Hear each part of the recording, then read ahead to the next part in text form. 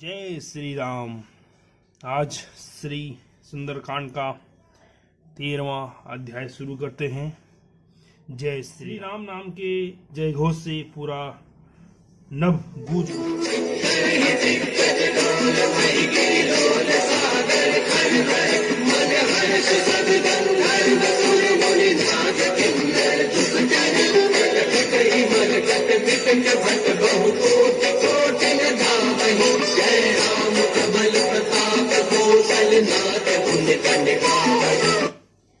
दिशाओं के हाथी चिघाड़ने लगे, पृथ्वी डोलने लगी, पर्वत चंचल हो गए, कांपने लगे और समुद्र खलबला उठे। गंधर्व, देवता, मुनि, नाग, किन्नर सब के सब मन में हर्षित हुए कि अब हमारे दुख टल गए। अनेकों करोड़ों भयानक वानर योद्धा कटकटा रहे हैं और करोड़ों ही दौड़ रहे हैं। प्रबल प्रताप कौशलनाथ श्री रामचंद्र की जय हो, ऐसा पुकारते हुए वे उनके गुण समूहों को गा रहे हैं।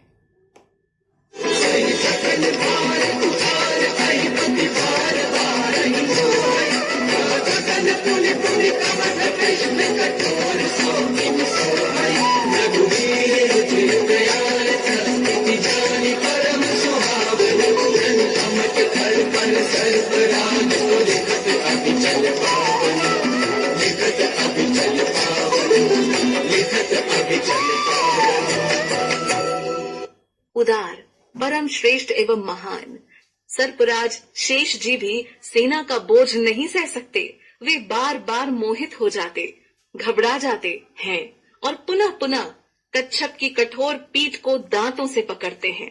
ऐसा करते अर्थात बार बार दांतों को गड़ाकर कच्छप की पीठ लकीर से खींचते हुए वे कैसे शोभा दे रहे हैं, मानो श्री रामचंद्र जी की सुंदर प्रस्थान यात्रा को परम सुहावनी जानकर उसकी अचल पवित्र कथा को सर्पराज शेष जी कच्छप की पीठ पर लिख रहे हों। मंदोदरी ने अपने स्वामी रावण को परामर्श दिया। यही विधि जाय कृपा निधि,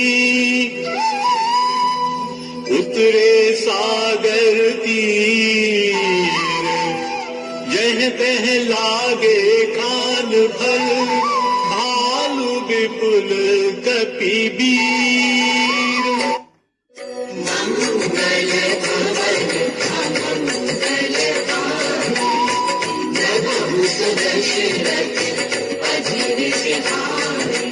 कृपा निधान श्री रामचंद्र जी समुद्र तट पर जा उतरे। अनेकों रीछ वानर वीर जहां तहां फल खाने लगे।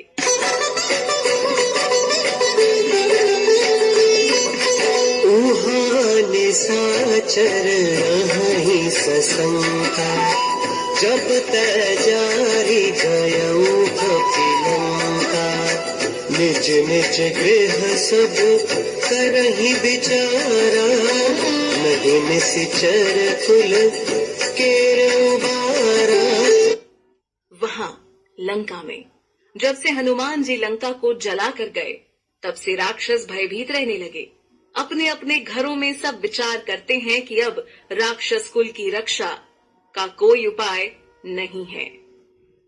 जासु दूत बल बरनी न जाए, तेहि आए पुर कवन भलाई, दूत हसन सुने पुर जनवानी, मंदोदरी अधिक अकुलानी। जिसके दूत का बल वर्णन नहीं किया जा सकता, उसके स्वयं नगर में आने पर कौन भलाई है। हम लोगों की बड़ी बुरी दशा होगी। दूतियों से नगरवासियों के वचन सुनकर मंदोदरी बहुत ही व्याकुल हो गई। रहसी जोरी कर पति बदलाई, बोली बचन नीति रस पाई, कंक करश हरिसन परिहर हो, मोर कहा अति हित ही धर हो। वह एकांत में हाथ जोड़कर पति रावण के चरणों लगी और नीति रस में पगी हुई वाणी बोली, हे प्रियतम, श्री हरि से विरोध छोड़ दीजिए। मेरे कहने को अत्यंत ही हितकर जानकर हृदय में धारण कीजिए। समुझत जासु दूत कई करनी स्त्रवहि गर्भ रजनी चर धरनी कासु नारी निज सचिव बोलाई पठवहु पंत जो चहहु भलाई। जिनके दूत की करनी का विचार करते ही स्मरण आते ही राक्षसों की स्त्रियों के गर्भ गिर जाते हैं। हे प्यारे स्वामी, यदि भला चाहते हैं तो अपने मंत्री को बुलाकर उसके साथ उनकी स्त्री को भेज दीजिए। तब कुल कमल विपिन दुखदाई सीता सीत निशा समाई सुमहुनाथ सीता बिनु दीन है हित न तुम्हार शंभु अज कीन है। सीता आपके कुल रूपी कमलों के वन को दुख देने वाली जाड़े की रात्रि के समान आई है। हे नाथ, सुनिए, सीता को दिए लौटाए, बिना शंभु और ब्रह्मा के किए भी आपका भला नहीं हो सकता। उदरी के वचनों को सुनकर रावण का अट्टहास। राम बाण अहिगन सरस निकर निसाचर भेक जब लगी ग्रसत न तब लगी जतन करहु तजी टेक।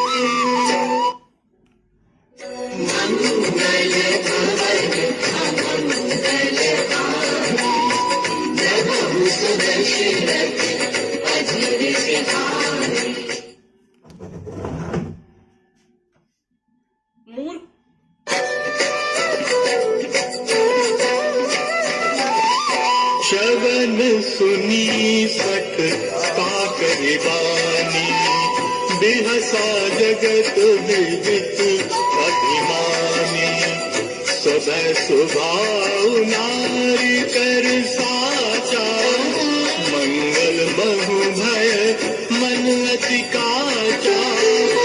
मूर्ख और जगत प्रसिद्ध अभिमानी रावण कानों से उगसी वाणी सुनकर खूब हंसा और बोला, स्त्रियों का स्वभाव सचमुच ही बहुत डरपोक होता है। मंगल में भी भय करती हो। तुम्हारा मन हृदय बहुत ही कच्चा कमजोर है। मरकट कटकाई जियहि बिचारे निश्चर खाई कंपहि लोकक जाति प्राता सासु नारी सभी बड़ी हासा। यदि वानरों की सेना आवेगी तो बेचारे राक्षस उसे खाकर अपना जीवन निर्वाह करेंगे। लोकपाल भी जिसके डर से कांपते हैं उसकी स्त्री डरती हो, यह बड़ी ही हंसी की बात है।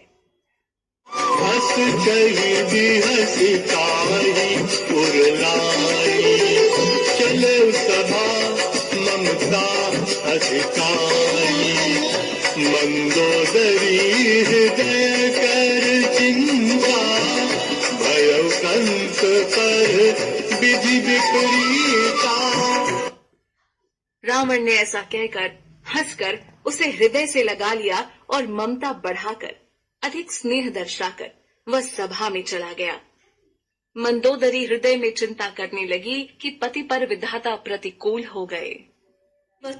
बैठे सभा खबरी सिपाही सिंधु पार सेना सजुआई बूझ सचिव उचित मत कहूँ से सब हंसे नष्ट करी रहूं।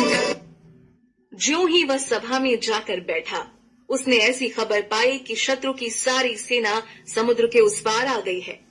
उसने मंत्रियों से पूछा कि उचित सलाह कीजिए, अब क्या करना चाहिए। तब वे सब हंसे और बोले कि चुप किए रहिए, इसमें सलाह की कौन सी बात है। आप जिते सुरासुर सब श्रम नारी नर बानर के ही लेखे माही। आपने देवताओं और राक्षसों को जीत लिया, तब तो कुछ श्रम ही नहीं हुआ। फिर मनुष्य और वानर किस गिनती में है? विभीषण ने रावण को हितकर वचन कहे। सचिव वैद गुरु तीन जाओ, प्रिय बोलहि भय आस। राज धर्म तन तीन कर, होई बेगहि नास।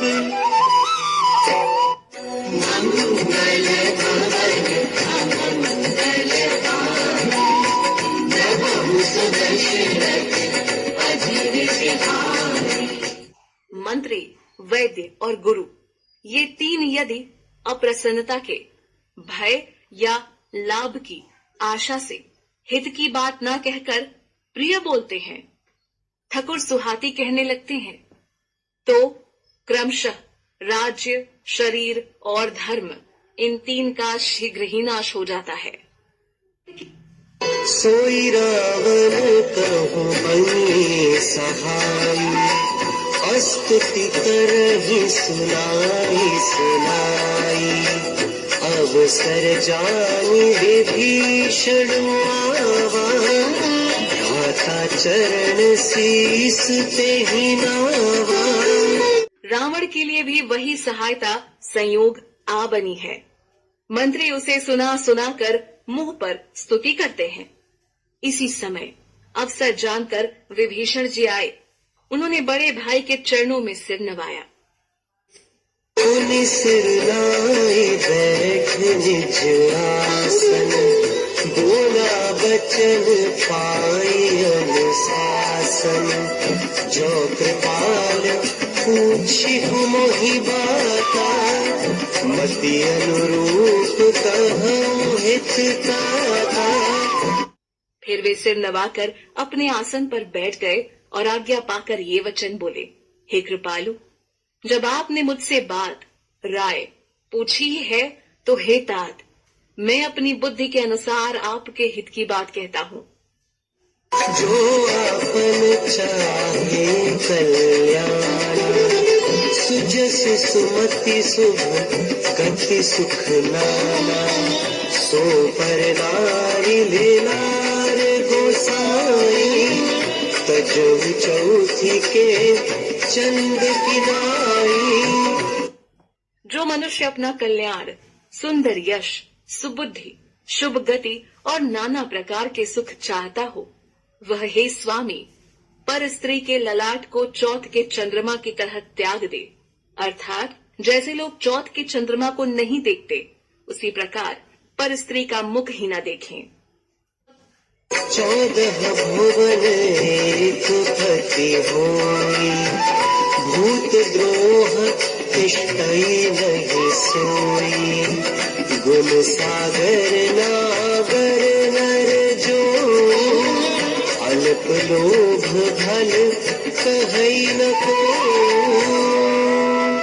14 भुवनों का एक ही स्वामी हो, वह भी जीवों से वैर करके ठहर नहीं सकता, नष्ट हो जाता है। जो मनुष्य गुणों का समुद्र और चतुर हो, उसे चाहे थोड़ा भी लोभ क्यों न हो, तो भी कोई भला नहीं कहता।